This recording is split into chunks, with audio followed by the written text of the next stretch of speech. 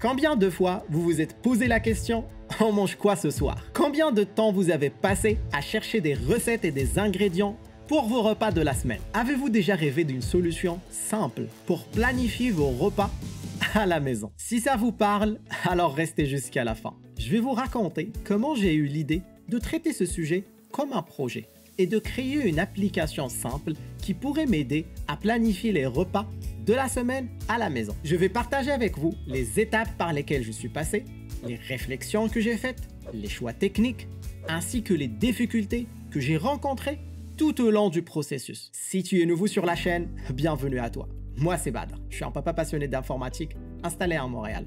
En tant que freelance en TI, je suis constamment à la recherche d'outils de productivité qui peuvent m'aider à équilibrer entre ma vie de famille, mes passions et mes loisirs. Tout a commencé lorsque ma femme m'a posé cette question. Tu planifies tout pour toi. Pourquoi tu nous aides pas à planifier les repas à la maison? C'est vrai que souvent à la maison, on me pose cette question. On mange quoi ce soir? C'est une question qui peut être frustrante, surtout après une longue journée de travail. J'ai décidé de relever le défi et de commencer à réfléchir comment mettre en place une solution simple et efficace pour nous aider à planifier les repas à la maison. Je n'ai pas mis beaucoup de temps à cibler une solution. Ça sera une application qui va me permettre de planifier simplement une semaine complète de repas en se basant sur des recettes prédéfinies. Je sais que ce genre d'application existe déjà, mais je voulais expérimenter par moi-même. Une application, ça me connaît. J'ai décidé de traiter le sujet comme un mini-projet et de commencer par créer un carnet de produits où je vais regrouper l'ensemble des fonctionnalités que je désire avoir dans cette application. Bon, commençons par créer le projet. On va utiliser l'application TickTick vu la simplicité. Ça sera un format Kanban avec lequel on va commencer. Je vais lister l'ensemble des fonctionnalités que j'aimerais avoir. On aurait besoin de gérer une planification par semaine, avoir la possibilité de revenir pour consulter l'historique des semaines précédentes, une base de données de recettes, on va voir par la suite si on connecte ça par des API, définir des recettes favoris et pouvoir les classifier dans des catégories, lister les ingrédients pour chaque recette, gérer les magasins favoris pour chaque ingrédient, construire une liste d'achat par magasin, un petit dashboard d'analyse qui va calculer la consommation en calories et les valeurs nutritives, gérer mon stock d'ingrédients par exemple. Je me suis bien lâché au niveau des fonctionnalités et je me rends compte que j'en ai mis beaucoup, surtout pour le début. Une application comme ça, avec toutes ces fonctionnalités, allait prendre beaucoup de temps pour le développement. J'ai donc décidé de partir sur une version MVP qui va se focaliser sur 4 volets. Le volet planification, les recettes, les ingrédients et les magasins. Je ne voulais pas refaire les mêmes erreurs du passé et commencer par apprendre un langage juste pour réaliser une idée et se retrouver à la fin par abandonner l'idée par manque d'énergie. Du coup, j'ai décidé de partir avec des outils no-code. Les 2 outils no-code que j'ai retenus, c'est Babel et Flutterflow. Mais mettre en place une solution MVP avec l'un ou l'autre allait me prendre énormément de temps. Mais l'objectif de ma version MVP, c'était d'aller rapidement sur le terrain pour tester et valider la solution. Et surtout, s'assurer qu'elle répond aux besoins initiaux. Je me suis laissé quelques jours pour réfléchir à un outil qui va me permettre de sortir rapidement une solution à tester. Pendant que j'étais en train de parcourir YouTube, le logo de Notion est passé devant moi. Notion. Ouais, je ne l'ai pas utilisé depuis presque 2 ans. Et je vois qu'il a eu plusieurs mises à jour et que ça n'arrête pas d'évoluer. Et franchement, je vous avoue, il me fait des clins d'œil pour renouer avec lui.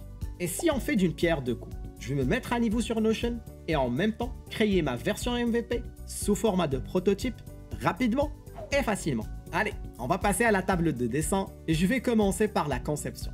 Vu que je vais travailler avec Notion, ma conception doit tenir compte des limitations qui existent. Je ne serai pas libre de mettre en place un vrai modèle conceptuel de données avec les normes standards de modélisation. Bon, les gens qui font ça vont me comprendre. J'avais 2 choix. Gérer la planification de la semaine au niveau de la recette. Avec cette option, je ne pouvais pas avoir une vraie base de données de semaines séparée des recettes et surtout, je ne pouvais pas traquer l'historique si je le voulais. La deuxième solution que Notion pourrait gérer, c'est une base de données de repas avec les dates de la semaine.